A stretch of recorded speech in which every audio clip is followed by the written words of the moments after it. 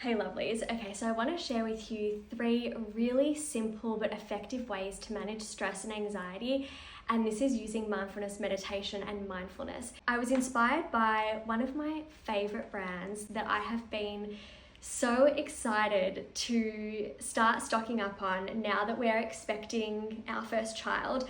They're called Mindful & Co Kids. Some of the products that they have are just absolutely amazing, and I think it's so great because mindfulness is a life skill or tool that I think is so important to have in our toolkit from as early of an age as possible. So they have just the coolest products that I wanted to share with you for a moment. So this is their Magic Mindfulness Ball or Breath Ball, and having a tool like this is fantastic for adults but also for children that are starting to learn what it means to practice different kinds of breath work.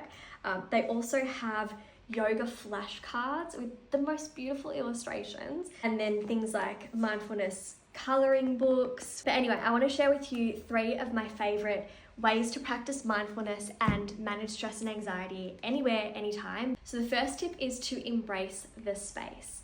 We live in such a hyper-connected, overstimulated world that it's so important when we do have some space between tasks that we're not trying to always fill it with more technology and consuming of information. We actually need to let our minds unwind. They're not used to being in a constant state of doing or consuming.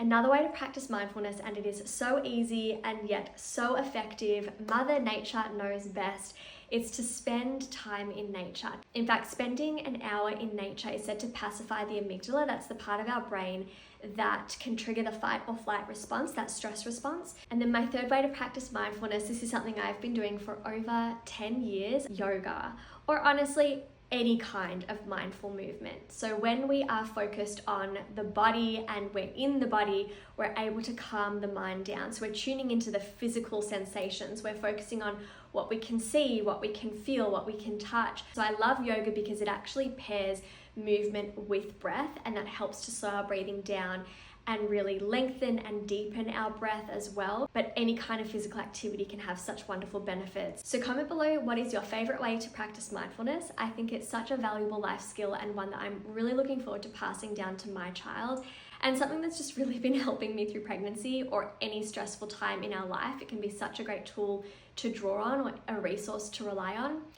And it can really help us to improve our mood, our focus, concentration, to gain greater awareness of our emotions and how we're feeling, and even to just sleep better.